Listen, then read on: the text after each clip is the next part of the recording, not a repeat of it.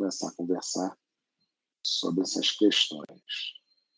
Bom, em relação à terapia na menopausa, né, a gente tem todo o embasamento aí da Associação Brasileira de Climatério, da Sociedade Brasileira de Endocrinologia e Metabologia, e, obviamente, da Sociedade Americana de Endocrinologia, que continua sendo a produtora dos guidelines, né, de todos os protocolos que a gente praticamente segue em quase todas as condutas, né? A gente segue sempre a diretriz da Sociedade Americana de Endocrinologia, né?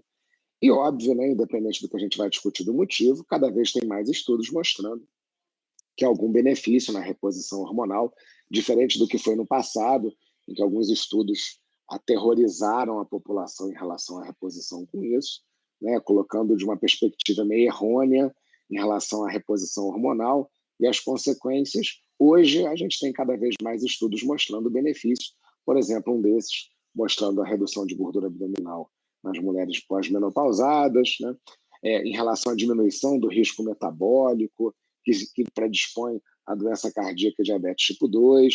Então, hoje você tem cada vez mais comprovações de que a terapia de reposição hormonal, quando feita numa coisa que a gente chama de janela de oportunidade e feita da forma correta, é óbvio que ela vai trazer sempre mais benefício do que risco, beleza? Bom, menopausa, por definição, ela é bem simples, né? A partir do momento que a mulher, né, numa idade estatisticamente certa para a ocorrência da própria menopausa, fica um ano sem ter nenhum tipo de menstruação, a gente define como menopausa, beleza? Então, se ela tem um sangramento eventual e demorou 2 meses, aconteceu de novo, demorou 6 meses, ou antes que ela completasse um ano fechado, 365 dias, ela apresente qualquer tipo de sangramento, você ainda não pode classificar como um quadro de menopausa, beleza? Então, são 12 meses sem nenhum sangramento menstrual, e aí você classifica como menopausa. Ela pode ser natural, né, decorrente da própria idade, da faixa etária do paciente, e, obviamente, ela pode ser induzida. O melhor exemplo disso são as mulheres esterectomizadas, tá? Ela tem uma faixa etária de ocorrência maior, né? Ela vai de 45 aos 55 anos. Abaixo de 40, a gente chama de menopausa precoce. Acima de 55, a gente denomina menopausa tardia.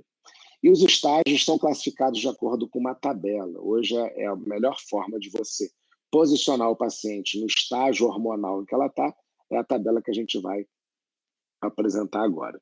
E as principais queixas, meninas, é a mais comum, né, que a gente tem no dia a dia, e, obviamente, o motivo principal pelo qual a gente preconiza a reposição hormonal é o fogacho, né? O fogacho, ela é a principal queixa, né, que é a que tira a qualidade de vida, que tira a qualidade de sono da mulher, são essas queixas do fogacho, são aquelas ondas de calor que vêm principalmente à noite, que causa muito desconforto, né, e diminuindo a qualidade de vida da mulher.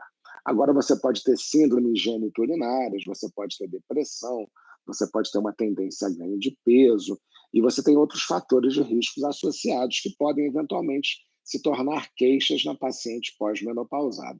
Mas a principal, e que inclusive motiva o tratamento, tanto a procura por ele quanto a gente começar a reposição, é, sem sombra de dúvida, o fogacho. Você pode ter diminuição da libido, ressecamento vaginal, dor no ato sexual, né? Todas as questões em relação aos hormônios e à própria atividade sexual da mulher, mas o fogacho, ela lidera a queixa das mulheres pós-menopausadas. O ideal é a gente classificar de acordo com essa tabela, né? Que é o estágio hormonal em que a mulher se encontra.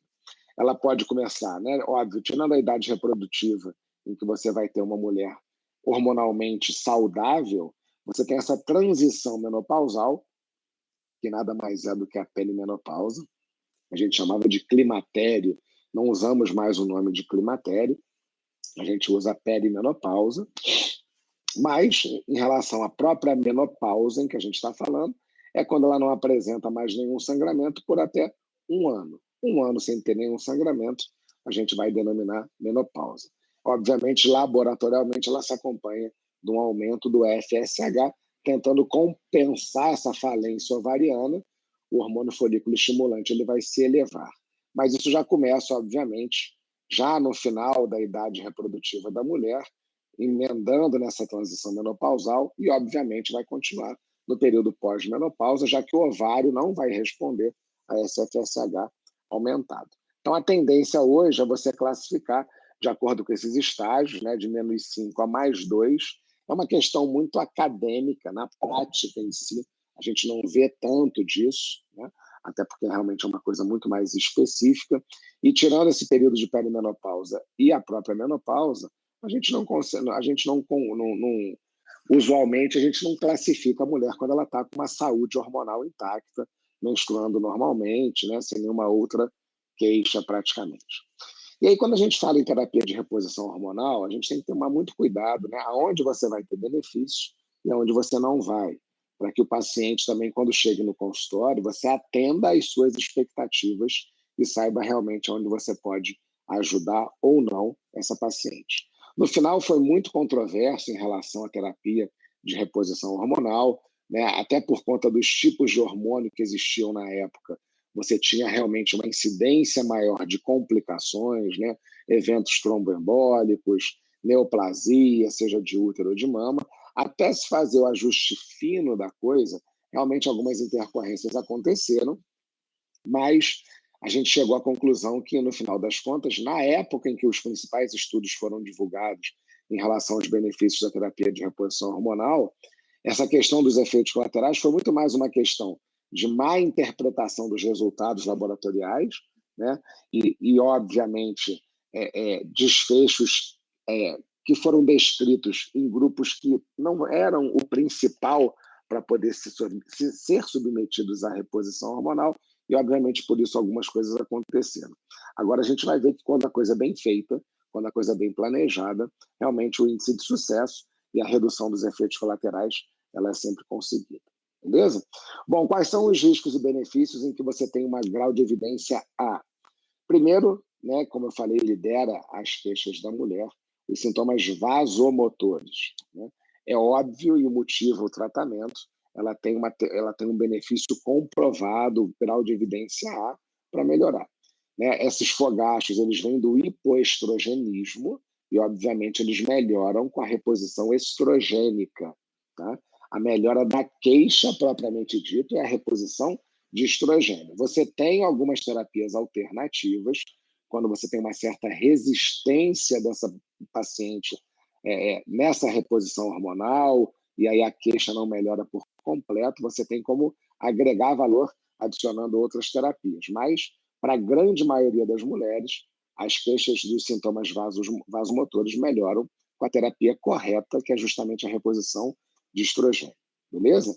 A síndrome geniturinária da menopausa também é uma coisa que foi recentemente colocada com essa nomenclatura, tem benefício comprovado quando você repõe estrogênio.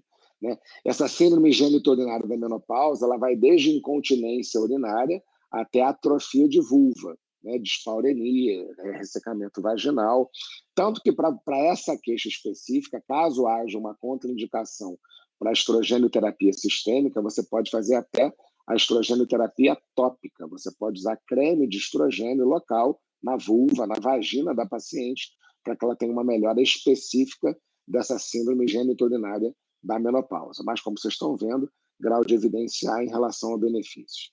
Osteoporose pós-menopausa também vai ter benefício, né? Lembrem que o estrogênio é responsável pela saúde óssea, mas, tanto quanto você para a reposição hormonal, esse benefício se perde. Ele é muito bacana nessas mulheres na perimenopausa, né? Nessa transição. Agora, usar a reposição hormonal como tratamento específico da osteoporose, não tem muito sentido. Aí você tem que fazer realmente com desabsortivos ósseos, beleza? Câncer de cólon, a reposição hormonal pode conferir uma certa proteção. O tromboembolismo venoso é verdade, é grau de evidência A, que você pode ter maior incidência. A proteção do endométrio, né, a terapia de reposição hormonal, né, em relação ao endométrio, vai depender de como você vai fazer. Né? E aí, uma coisa curiosa, para quem não sabe, na menopausa, quando você repõe progesterona, O único e exclusivo benefício que você quer é a proteção contra a hiperplasia endometrial, beleza? Porque o benefício maior é da reposição do estrogênio. Só que a estrogênio-terapia isolada em mulheres que têm útero, ela pode induzir a proliferação e a hiperplasia uterina. Então, quando você faz a terapia combinada com progesterona, o benefício único e exclusivo da progesterona é a proteção do endométrio uterino. Então, ela pode ser benéfica ou ela pode ser maléfica se você não respeitar essa relação, né? E aí, de uma forma resumida, para mulheres que têm útero, você tem que fazer a reposição dupla, vamos dizer assim, tanto de estrogênio quanto para progesterona. Agora, obviamente, em mulheres que não têm mais útero, né, por esterectomia, não tem necessidade óbvia de se repor a progesterona. Você pode fazer só com o estrogênio, beleza? Acidente vascular cerebral, você tem estudos que mostram que você tem uma redução na incidência, né? A cognição não tem benefício nenhum. Em relação à mama, que na verdade motivou inclusive essa controvérsia toda no começo dos estudos sobre a reposição de terapia na menopausa, vai depender do hormônio que você use. Quando você usa só progesterona de forma contínua, você tem um risco maior de desenvolver câncer de mama. Quando você tem só a terapia estrogênica isolada, sem a progesterona, você tem maior risco de hiperplasia endometrial uterina. Por isso que, inclusive, respeitando esse risco, que não é absoluto, tá? Não contraindica necessariamente o tratamento, você tem que ficar só acompanhando a densidade mamária ao longo da terapia de reposição hormonal, desde que você faça na combinação correta, dá certo e o risco é sempre minimizado. Mas é claro, então, a da mama é que quando você tem a reposição hormonal, o próprio estrogênio, né? O estrogênio ele já pode causar alteração, você tem receptores na mama, obviamente o estrogênio pode, mas pensa assim, para você entender um dos motivos pelo qual a gente faz a combinação conjugada. Quando você usa estrogênio isolado, você tem risco, você melhora a queixa, é a principal recomendação, é a terapia de escolha estrogênio, é o que falta na mulher menopausada, beleza? Quando você repõe o estrogênio, é para a queixa do paciente, mas ao mesmo tempo o risco de hiperplasia uterina é muito grande. Então você tem que proteger a mulher dando progesterona, exclusivamente para isso. Só que, por outro lado, é curioso, porque quando você repõe a progesterona, você tem risco de fazer câncer de mama. Então, o estrogênio, ele põe em risco o útero, e aí você dá a progesterona. E a progesterona sozinha põe em risco a mama, e aí o estrogênio acaba ajudando. Por isso tem que ser feito de forma conjugada, vamos dizer assim. E aí, quando você repõe bonitinho os dois juntos, você tem o benefício e, obviamente, minimiza os riscos. Beleza? Você vai entender nisso quando a gente conversar sobre a forma como você repõe, para entender o porquê dessa preocupação. Em relação ao grau de evidência B, né, o diabetes e a intolerância aos carboidratos são beneficiados com a terapia de reposição. Você tem uma melhora no perfil metabólico quando a paciente repõe estrogênio. A doença cardiovascular é contraditória. Quando você repõe terapia hormonal na menopausa, você devolve para a paciente, entre aspas, parte da produção que ela tinha quando os seus hormônios eram saudáveis, né? E aí você tem estudos mostrando que realmente a terapia de reposição pode conferir uma proteção cardiovascular. Mas isso vai depender muito de uma coisa chamada janela de oportunidade. Resumindo, se você passar muito tempo, né, e aí até o risco propriamente dito de neoplasias e de outras complicações da própria terapia de reposição hormonal, depende muito dessa janela de oportunidade. Por exemplo, um risco de câncer de mama na terapia de reposição hormonal, ela é um pouco maior, principalmente se você atrasar em mais de 5 anos essa reposição hormonal. Aí você já começa a ter uma incidência maior de risco de neoplasia mamária, por exemplo. A doença cardiovascular, geralmente, ela obedece uma janela de oportunidade em torno de 10 anos. Na verdade, até contraindica fazer quando você tem mais de 10 anos de menopausa. Resumindo, em relação à janela de oportunidade, quanto mais precoce for a terapia de reposição hormonal, e preferencialmente já se estudar esse risco-benefício ainda no climatério, que é aquela fase de transição, melhor para a paciente, beleza? Qualidade de vida e cognição não tem evidência A, mas evidência B você pode ter benefício. E ganho de peso é contraditório. Na verdade, a maioria dos estudos mostram que quando você faz a terapia de reposição hormonal, a tendência é a perder peso e não ganhar peso, já que você melhora o perfil metabólico desse paciente, né? Bom, quem que a gente trata? De preferência mulher jovem, né, que está nesse período de transição, saudável e logo após a menopausa, independente do motivo, se ela é natural ou não, né? Se a mulher tem lá uma menopausa induzida por conta de uma cirurgia, por conta de uma radioterapia ou coisa parecida, você pode começar independente da idade, né? As contraindicações relativas são o tromboembolismo, e aí a gente já coloca ele de cara porque ele é o mais contraditório, e ele é diretamente proporcional à via de administração em que você dá esse hormônio, né? Ou seja, se você dá um estrogênio oral, como ele tem metabolização hepática, ele pode desencadear aqueles fatores pró-trombóticos e causar mais tromboembolismo. Se, por sua vez, você usa uma via de administração cutânea, esse risco é menor, beleza?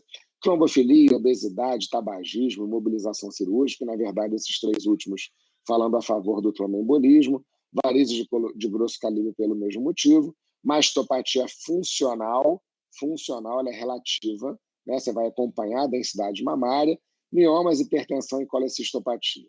Agora, obviamente, absoluta, se você tiver tromboembolismo comprovado, em atividade, em tratamento, qualquer tipo de neoplasia dependente de estrógeno, obviamente, vai contraindicar, hepatopatia aguda ou grave, sangramento uterino de causa ainda não identificada. Aí você não vai repor nenhum tipo de hormônio, mas aquelas terapias alternativas que a gente vai comentar, você pode fazer para minimizar a queixa da paciente, beleza? Pela Sociedade Americana de Endocrinologia, é o tratamento mais efetivo para os sintomas do climatério. Como eu falei para vocês, existe uma janela de oportunidade. Até 5 anos o benefício é para todo mundo e para todas as queixas. Acima de 10 anos é questionável até mesmo você começar isso.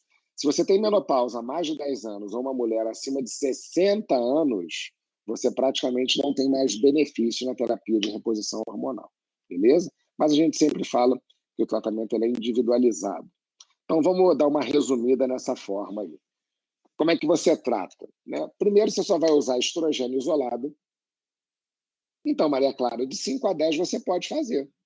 É porque o melhor benefício é até 5. De 5 a 10 você tem benefício, mas algumas estatísticas aí podem ser desfavoráveis, como a estatística não é verdade absoluta, e acima de 10 você não tem indicação de fazer. Beleza? O estrógeno isolado, ele vai ser feito só em mulheres sem útero, como eu falei para vocês, porque você quer o benefício do estrogênio, e como ela não tem útero, não precisa se preocupar com a proteção uterina. Agora, se tem, você tem que usar uma progesterona natural ou derivada, né, para literalmente somente proteger contra a hiperplasia endometrial uterina, né? Você faz um esquema cíclico sequencial, né, em relação ao uso da progesterona. O estrogênio ele é usado de forma contínua e a progesterona é usada de forma cíclica. A forma cíclica mais comum é você dar progesterona, e aí pode ser via oral mesmo, a progesterona. A gente fala bioidêntica, gente, então, mas muito cuidado, tá? Hoje, o bioidêntico ele é o jeito normal de você dar um hormônio, seja estrogênio ou progesterona.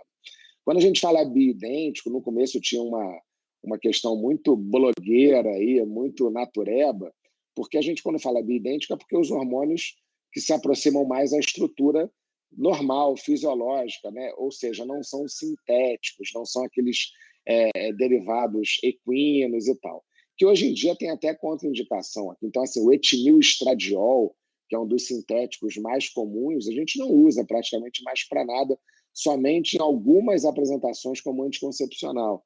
Hoje, a intenção, a tendência é sempre você usar uma terapia de reposição o mais natural possível, e a gente chama de bioidêntico, só que bioidêntico não é uma exclusividade da manipulação, como se achava antes. Hoje, as formulações, as preparações industrializadas já são consideradas bioidênticos, então esse assunto ele é meio que encerrado. A gente não fica dando preferência para isso, porque naturalmente já é a forma como a gente faz, beleza? Então, o estrogênio é levado de forma contínua, seja via oral ou seja transdérmica, e o esquema de progesterona ele é feito de forma cíclica. Você pode fazer no esquema padrão, que é de 12 a 14 dias por mês. Então, por exemplo, do primeiro dia ao 12º, 14º dia do mês, essa mulher vai tomar lá um comprimido de progesterona, por exemplo, Ultragestan, de 200 miligramas por dia. Ponto. Depois de 14 dias ela para, só vai repetir esse ciclo no mês que vem. A coisa desagradável, vamos dizer assim, que pode acontecer, é que quando ela para a progesterona, ela pode ter um sangramento. Não é tão comum, mas pode acontecer. E esse é o benefício que a menopausa traz. Tem mulheres que dão graças a Deus de não menstruar mais, mas elas também não querem o prejuízo, que são principalmente os sintomas vasomotores, como a gente discutiu. Então, o ideal é o esquema cíclico, porque como a progesterona ela tem o intuito somente da proteção uterina, você não precisa dar todo dia. Foi provado que, de forma cíclica, você confere essa proteção. E como eu tinha falado anteriormente, se você der a progesterona contínua, diária, aí você está sujeitando a mulher a um risco estatístico maior de câncer de mama. Então, quando você faz de forma sequencial, você cumpre seu objetivo, que é proteção uterina. E essa coisa cíclica, gente, ela é tão cíclica que hoje você pode fazer, por exemplo, a cada 3 meses, se você quiser.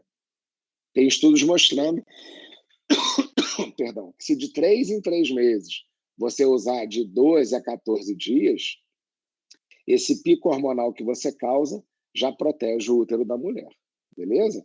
Não é o mais ideal, são estudos que mostraram que funciona, alguns médicos têm essa conduta, mas também pode ser feito, beleza? O problema é que a menstruação pode voltar quando você usa ela de forma cíclica pela interrupção da progesterona, tá?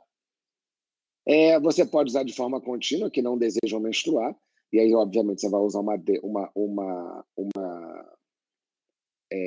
dose menor da progesterona e, obviamente, reduz a hiperplasia do endométrio. Quanto mais tempo você usar a progesterona, mais atrofia você pode ter desse endométrio, beleza? A via oral é a preferida da progesterona, mas ela é contraindicada na hipertensão, no aumento dos triglicerídeos, as doenças biliares, obviamente, aumenta o risco de TVT. Não só da progesterona, mas também do estrogênio, tá? O estrogênio por via oral, ela tem metabolização hepática, né? Isso é o que traz grande parte dos riscos, principalmente em relação ao tromboembolismo, mas é indiscutível que o benefício da sintomatologia é maior quando você tem por via oral.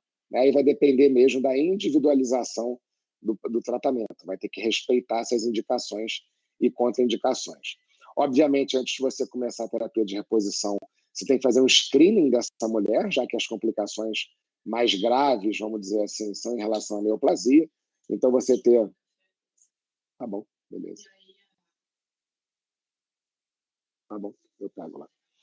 Então, você pede a mamografia, a ultrassom das mamas, se tiver uma mama muito densa, ultrassom vaginal, né, para você ver como é que está o útero, o lipidograma, a função hepática e, obviamente, as dosagens hormonais.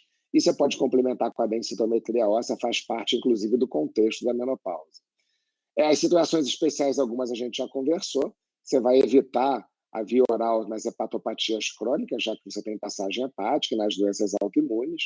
Em miomas submucosos pequenos e na endometriose, a terapia não precisa ser acompanhada de sangramento cíclico se o esquema for contínuo, beleza? E o peso do paciente modula a dose dos hormônios, mas isso não é tão considerável a ponto de você necessariamente ficar já, por exemplo, escolhendo uma dose mais alta.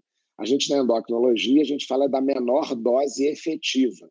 Então, a gente titula a dose da reposição hormonal, no caso da menopausa. Você vai começar sempre com doses menores e vai ver se a queixa da paciente vai melhorar. Melhorou a queixa hormonal, melhorou a queixas, principalmente as vasomotoras, você não precisa aumentar a dose de nenhum hormônio, né? Porque senão você acaba submetendo a mulher a um risco maior. E, obviamente, orientar o estilo de vida saudável.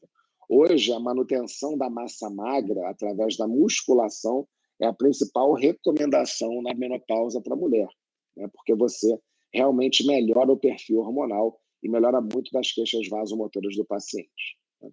Você pode usar estrógeno local, né? Como eu falei para vocês, principalmente quando você considera aquela síndrome genitorinária da menopausa, você pode usar o estrógeno local, ela vai ter um efeito literalmente local na vulva, na vagina, e tem repercussão na bexiga, né? Eu tenho pacientes em consultório que demoraram a fechar o diagnóstico, tinham desconfortos na região da bexiga, praticamente, e aí só descobriu realmente, fazendo uma relação clínica, né, por conta da própria menopausa, e foi naquela coisa de prova terapêutica.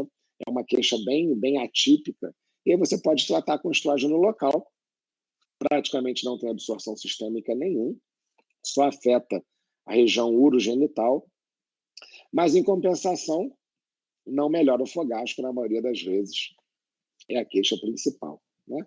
Pode melhorar a lubrificação vaginal, mas não melhora a libido. Como o estrógeno local, geralmente ele é muito, muito, muito baixo, a dose, não necessariamente quando você usa a dose baixa, você precisa se preocupar com a reposição de progesterona, porque você não tem comprometimento uterino, beleza? O estrógeno sistêmico, o Vioral, você tem os estrógenos equinos, que a gente evita usar, são os mais sintéticos que tem, ou você pode usar o estradiol, que quando você fala estradiol, por exemplo, o estrogel, que é o 17-beta-estradiol, ele já é considerado bioidêntico, tá? Então, muito cuidado com essa blogueirice de falar que tem que ser bioidêntico, por conta dessa coisa de ser natural. Não, hoje essas formulações industriais, elas já são bioidênticas, ou seja, elas se aproximam da estrutura normal dos hormônios humanos, vamos dizer assim. E aí, como eu falei para vocês, sempre na intenção de dar a menor dose para aliviar o sintoma. Então, você titula a dose. O progestágeno, né, vai depender muito do benefício que você quer. A princípio, você pode usar a progesterona, medroxiprogesterona, ou a progesterona bioidêntica, que a gente fala, que é o ultragestan. Você tem de 100 e de 200 miligramas. Se você for fazer esquema cíclico, 12, 14 dias por mês, você pode usar 200 miligramas. Se por algum motivo você quer dar diário, você pode usar a de 100 miligramas. Mas vai depender muito do objetivo. Por quê? Você tem progestágenos no mercado, não é a progesterona propriamente dito. Você tem progestágenos, né? Por exemplo, o nome é gestrol, você tem o levonorgestrel, que é o DIL, você tem progestágenos que têm alguma atividade diferenciada que pode beneficiar a paciente. Então, você tem progestágenos, por exemplo, com atividade mineralocorticoide. E aí, se a paciente tem queixa de retenção hídrica, ela pode ter um benefício desse progestágeno com atividade mineralocorticoide.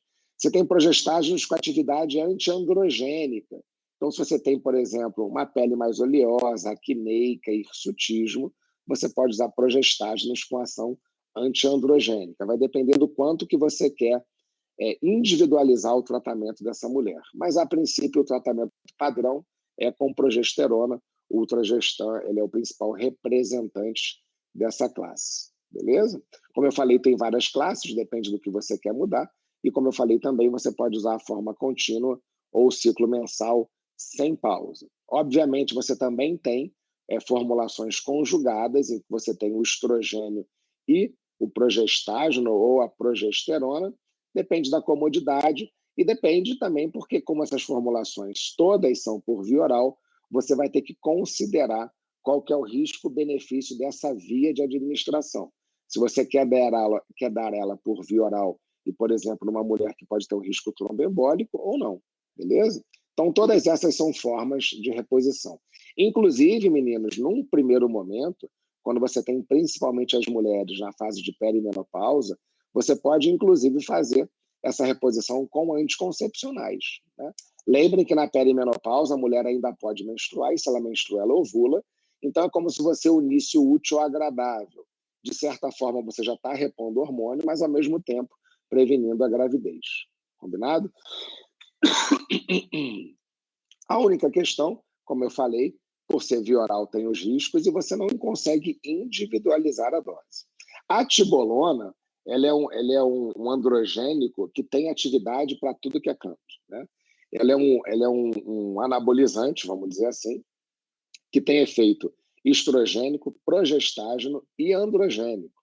Então, tecnicamente, seria uma combinação bacana, quer dizer, combinação não, porque ele é um comprimido só.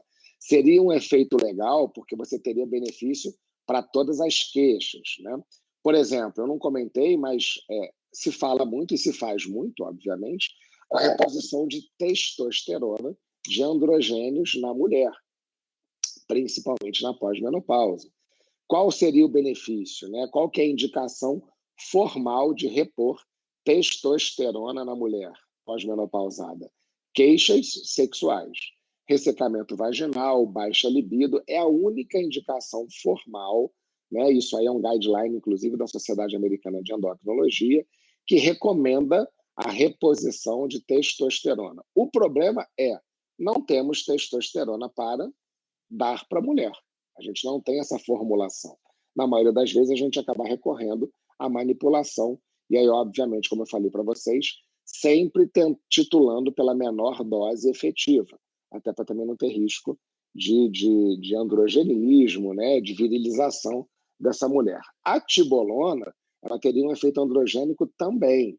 Então, ela seria meio que perfeita. O problema é que você não consegue controlar a individualização, porque como ela tira para tudo que é lado, você não consegue prever quais podem ser o prejuízo que essa mulher vai ter, porque você está tendo o efeito em todas as linhas hormonais para isso, beleza? Então, vocês viram, gente, não tem muito mistério, não tem muito tabu, né? Essa mulher quer tratar ou não, se ela tem queixo ou não, se ela está numa janela boa de oportunidade para isso, e se ela vai ter benefício, e se o benefício supera os riscos. Sempre lembrando dessa questão que tem que ser menor dose efetiva. A andropausa, que é a terapia de reposição hormonal no homem, na verdade esse nome ele mudou. Hoje a gente fala hipogonadismo masculino de início tardio.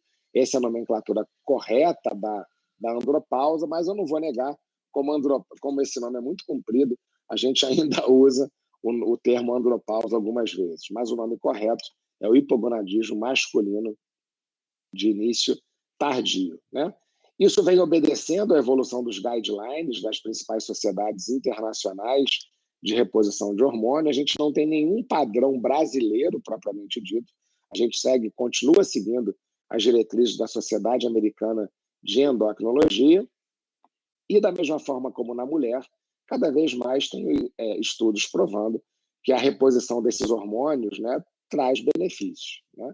Que você tem, sim, benefícios. Esse aqui é o que a gente segue, né, que é a terapia de reposição hormonal nos homens de meia idade. É um guideline, foi o mais recente que saiu e que a gente ainda continua fazendo. Foi no ano passado, não tem nem tanto tempo assim, né?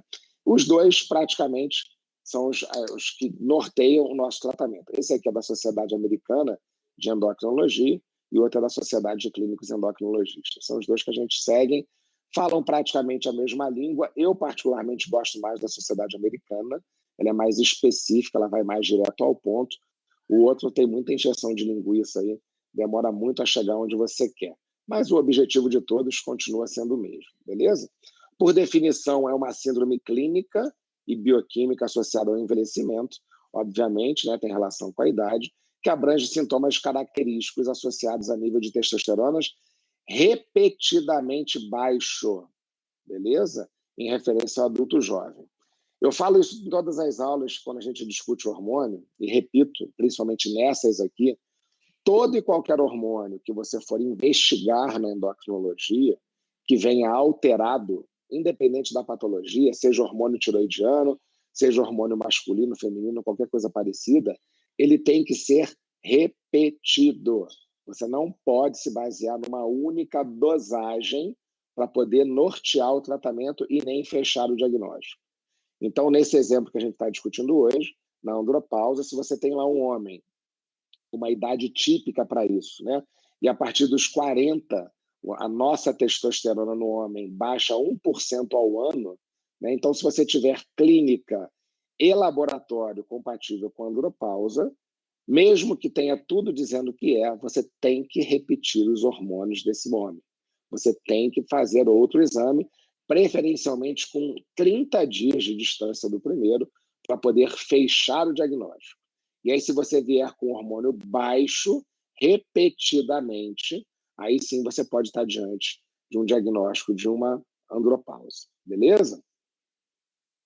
Para isso, a gente tem que lembrar a dinâmica da testosterona, porque é controverso essa dosagem, né? Por conta não do valor em si, mas por conta da técnica laboratorial em que você dosa a testosterona.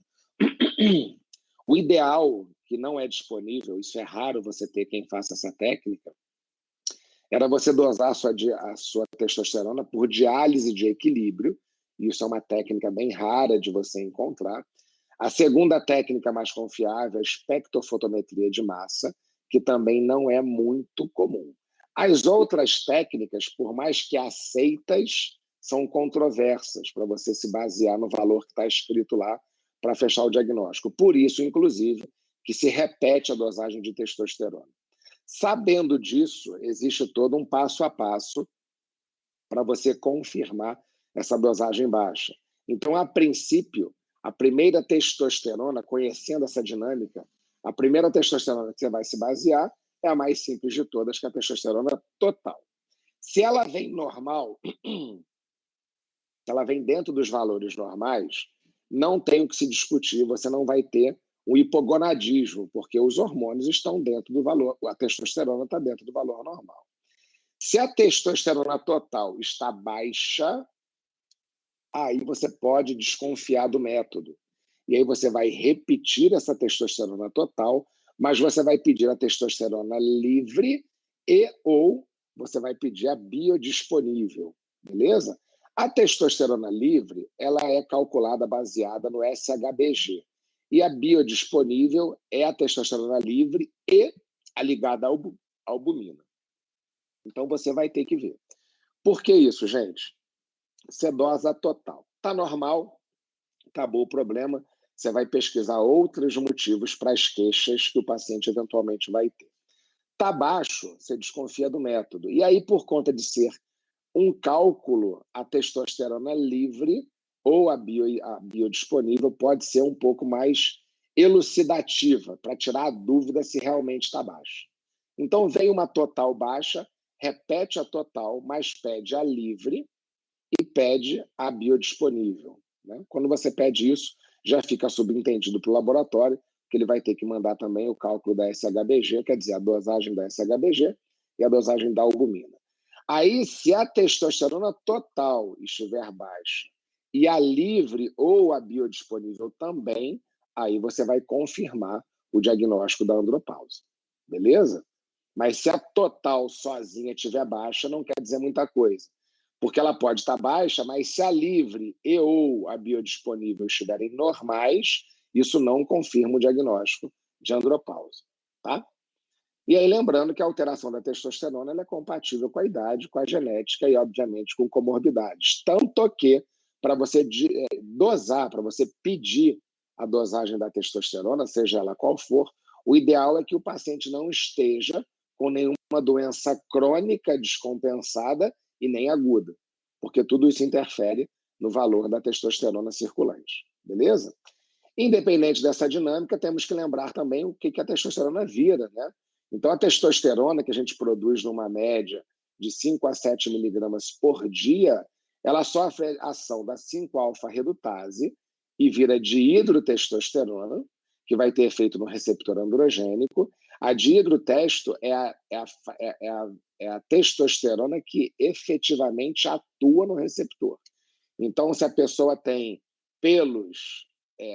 resumindo, na verdade, se o homem tem efeitos maléficos e benéficos da testosterona, agradeça a dihidrotesto, beleza? Tem alopecia androgenética, né? O paciente é calvo, é culpa da dihidrotestosterona. Hiperplasia prostática, é culpa da dihidrotestosterona. Por outro lado, hipertrofia muscular é culpa da dihidrotestosterona. Então, a forma ativa dela no receptor é a dihidrotestosterona, beleza? Ela pode ter efeito direto também, tanto na musculatura quanto nos outros órgãos, sem sofrer conversão nenhuma, mas ela também pode sofrer ação da aromatase e virar estrogênio e exercer os efeitos esperados de um hormônio feminino. Nós, homens, temos hormônio feminino por conta da conversão da própria testosterona. E, gente, o estrogênio ele é fundamental tanto para o cérebro quanto para a saúde óssea. Então, não existe problema nenhum na conversão normal da testosterona em estrogênio sobre a ação da aromatase. Não tem. O problema é quando é em excesso. Se você tem uma aromatização excessiva, você pode ter, por exemplo, ginecomastia. É uma coisa que a gente vê no paciente num perfil mais obeso, né? A gordura, ela expressa a aromatase. Então, quanto maior for o percentual de gordura do paciente, mais aromatização da testosterona ele pode ter. Tanto que você pode ter um hipogonadismo relativo relacionado à obesidade, né? Não é passível de tratamento, porque ele é relativo, ele não é absoluto, e um dos motivos principais é que essa testosterona acaba sendo convertida em estrogênio por conta da obesidade, e quando você vai dosar laboratorialmente falando, você vai ter uma baixa na testosterona, beleza? Então, são condições em que você pode ter e que não está indicado o tratamento, viu?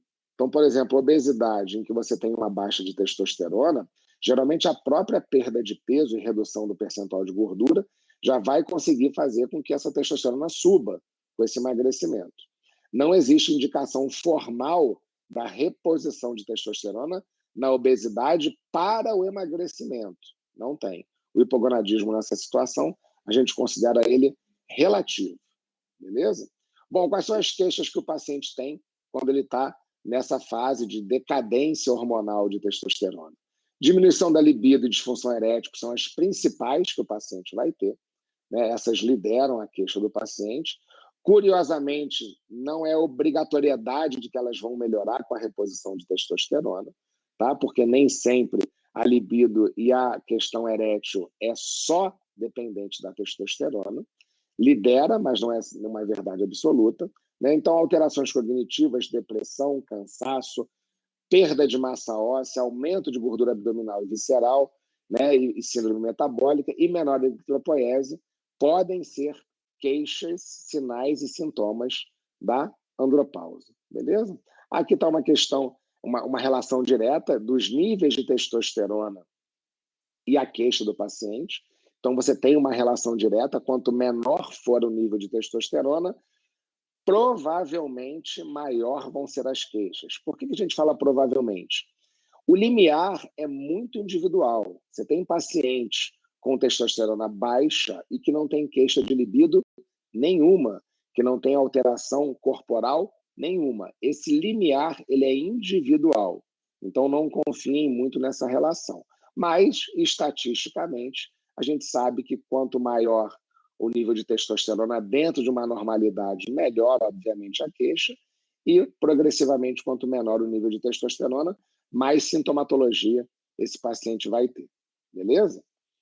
Então, está aqui, né? Você tem alguns... Tá? Esse aqui é um estudo interessante, um pouquinho antigo, é 2015, mas já mostrando que, às vezes, naqueles pacientes com níveis borderline, níveis limítrofes de testosterona, já podem ter queixas tão abstratas quanto a própria depressão, né? Então, cuidado, porque pode ser um motivo pelo qual você acaba tratando. Prestem muita atenção também no fenótipo do paciente, que geralmente expressa o que a gente chama de hábito hipogonádico. Então, os pacientes, numa idade compatível, num perfil hormonal compatível com o hipogonadismo tardio relacionado à idade, vão ter menor massa e força muscular, aumento do percentual de gordura com maior distribuição central dessa gordura, aumento da circunferência abdominal, diminuição de pelos. Isso é uma coisa que a gente presta muita atenção no exame físico, principalmente nas pernas podem diminuir, né? A gente fala de perna careca. E o paciente, quando você vai falar com ele, você pergunta, vem cá, sua perna sempre foi assim? Sempre foi lisa, sem pelo? Ah, não, doutor, isso tem alguns meses, alguns anos que eu venho percebendo que os pelos da perna caíram e não voltaram mais. Já pode ser um sinal de baixa testosterona.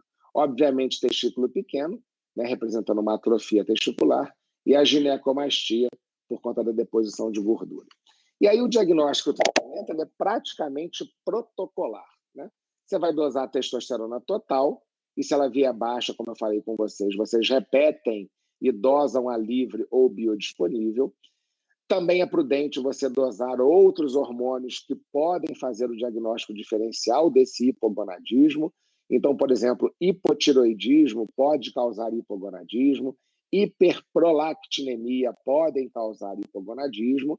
E, obviamente, como a tendência, já que, por exemplo, Nesse caso, a testosterona veio baixo, como provavelmente você vai precisar tratar, você já pede um hemograma, o PSA do paciente, por conta das complicações da reposição desse hormônio.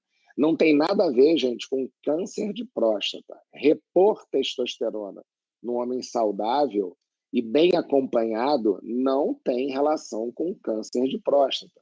Na verdade, os estudos mostram que os cânceres de próstata mais agressivos são em vigência de testosterona baixa e não alta. Então, você não tem mais isso. Isso é um tabu, isso é uma coisa, é um mito, beleza? Então, vamos lá. Você vai dosar os hormônios desse homem, deu baixa e a total menor do que 200, é um cutoff que a gente tem.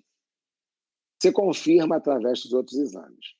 Se vier com LH baixo, é porque o problema desse hipogonadismo, essa produção de testosterona testicular pode estar baixa porque há um problema hipofisário ou hipotalâmico, porque é o LH, que é o hormônio luteinizante, ele que estimula o testículo a produzir testosterona. Se ele está baixo, a culpa é dele. E aí você tem que investigar a produção hipofisária, beleza? Se o LH está alto, então a produção caiu por um problema testicular, e aí a sua hipófise está tentando compensar isso, aumentando o LH. Agora, se você comprova que está baixo e o LH está normal, essa que é a pegadinha, o LH está normal ou discretamente baixo, aí realmente você pode estar diante de um hipogonadismo tardio. Esse é o diagnóstico de andropausa. E, meninos, isso causa uma confusão tão grande que eu já tive paciente que eu repus na andropausa, só que por outro motivo procurou o urologista e o urologista falou que ele não precisaria repor, a princípio a reposição estaria errada, porque o LH dele está normal. E, na verdade, esse é o diagnóstico da andropausa. Porque se o LH está alto ou está baixa, aí esse hipogonadismo, ou seja, essa baixa de testosterona, pode ser por uma causa testicular ou hipotalâmica, e não necessariamente relacionada à idade. Agora, quando o LH está normal, quer dizer que é um declínio da própria idade. Beleza? Então, isso causa um pouco de confusão. Tá? Agora, obviamente, se estiver normal, a testosterona está normal, você não vai investigar, você vai procurar outras causas para queixas que o paciente apresenta. No limite, entre 200 e 350, você vai fazer a mesma investigação, só que você vai confiar na testosterona livre para fazer essa reposição ou não. Porque a total pode estar limítrofe, mas se a livre estiver normal, você não trata. Beleza? Então é bem protocolar, não tem muita dificuldade em relação a isso. Só cuidado, porque, como respeita muito a questão da metodologia laboratorial da dosagem dessa testosterona, isso pode variar de acordo com a sociedade que você segue. Beleza? Como eu falei para vocês, o brasileiro segue muito a sociedade endócrina, né, americana, então está mais ou menos dentro dos valores, entre aspas, aí. Né? Só que a gente ainda é um pouco mais comedido, a gente usa lá um valor limítrofe mínimo de 200, beleza? Mas vocês estão vendo que varia bastante entre sociedades quando o assunto é dosagem de testosterona, principalmente por conta da técnica laboratorial, tá? Então, sempre dosem, né? Ah, eu tenho queixa de testosterona baixa. E aí, meninos, como eu falo para vocês também, quando for dosar, não saiam dosando tudo. Não pensem na praticidade. Tipo, o homem está com queixa hipogonádica, está numa fase aí que parece ser hipogonadismo tardio, ou seja, andropausa.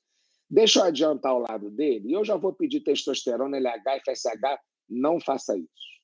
Isso confunde o diagnóstico. Primeiro, peça testosterona. Está normal. Ponto. Acabou a suspeita do hipogonadismo. Aí você vai repetir outros exames para fazer o diferencial. Beleza? Nunca peçam tudo ao mesmo tempo, senão vocês vão fazer confusão na linha de raciocínio de vocês. Né? Então, peçam LH, principalmente, o FSH não tem tanto sentido, tireoide, prolactina, glicemia, hemoglobina glicada, até por conta do risco de síndrome metabólica.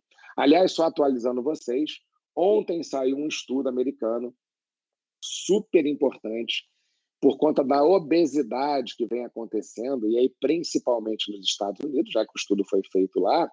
A recomendação hoje é que você faça a triagem de diabetes e pré-diabetes hoje a partir de 35 anos e não 45 como era recomendado, né? Ou seja, quem que você rastreia para diabetes e síndrome metabólica? Rastrear, tá? A princípio, todo e qualquer paciente acima de 45 anos. Hoje, por conta do índice alarmante de obesidade que acontece nos Estados Unidos, né, e obviamente a obesidade é a maior causa de diabetes e síndrome metabólica, eles baixaram a recomendação. Hoje a recomendação para rastreio é 35 anos. E provavelmente não vai demorar muito para que essa recomendação seja seguida aqui no Brasil também. Beleza? Bom, temos que investigar as doenças crônicas e, obviamente, agudas, porque não é muito prudente você fazer a dosagem laboratorial em vigência dessas doenças, mas todas essas aqui também podem estar relacionadas a hipogonadismo, né? Seja pela própria patologia ou por efeito colateral das medicações que são usadas para tratar, né? Por exemplo, temos medicamentos que influenciam na função gonadal. Então, espironolactona, digoxina, cimetidina, IECA, que a gente usa na hipertensão praticamente com todo mundo, né? Alguns antipsicóticos, obviamente, fazem isso, né? Anticonvulsivantes, hormônio tiroidiano, glicocorticoide, tudo isso pode estar influenciando na função gonadal e, eventualmente, cursar com hipogonadismo, né? Então, quando inicia, a gente já passou o protocolo. Como a gente administra? Você pode ter várias vias. Você tem a subcutânea e a injetável, e, obviamente, riscos e benefícios em relação a essas vias, tá? Você tem uma melhora óbvia quando você repõe a testosterona, e você tem que ficar de olho em basicamente duas coisas, no hematócrito e no PSA. As outras, com o devido acompanhamento, a chance de incidência é menor. Agora, o hematócrito é o seguinte, se ele chegar a 51, o recomendado é de você diminuir a dose da testosterona. Se ele chegar a 54, contraindica o tratamento. Aí você tem que parar, se você estiver fazendo, e esperar normalizar para eventualmente voltar a administrar a testosterona. Beleza? O PSA, ele geralmente pode aumentar de 0,3 a 0,6 com a terapia de reposição hormonal. Agora, se ele passar, for maior ou igual a 4, contraindica a manutenção do tratamento também. Beleza? Então, você não vai fazer isso. O resto, dependendo do acompanhamento, por exemplo, igual a apneia do sono obstrutiva grave, não tratada, tudo bem. Mas os estudos em relação à própria apneia são, por enquanto, um pouco controversos, né?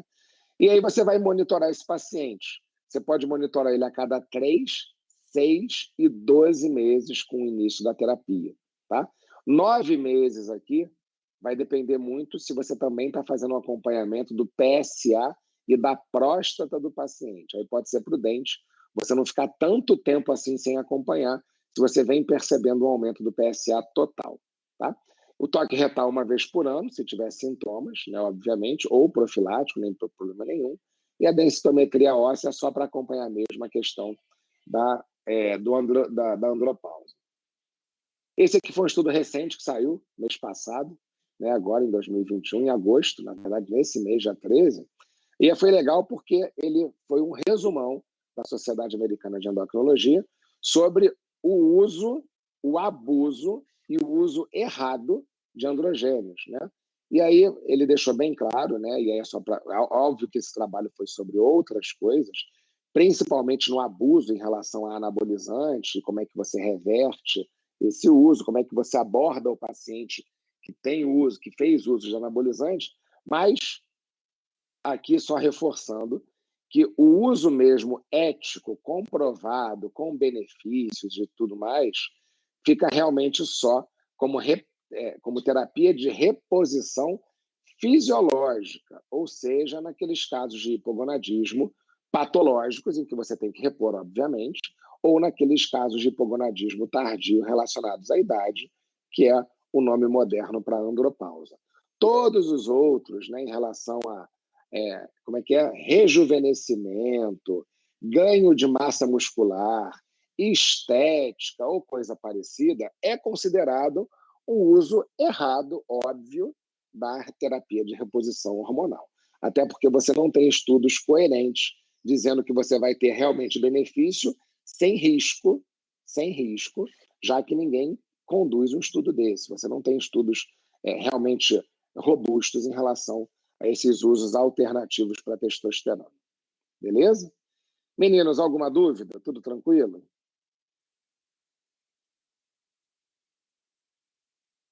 Bom, provinha sexta-feira, né? Estudem bastante, né? Vai cair até dislipidemia, como eu já falei com a representante de vocês. Boa prova, boa sorte, boa semana para vocês, cuidem-se. Semana que vem temos a nossa última aulinha. Combinado? Tudo de bom, gente. Obrigado pela presença de vocês aí.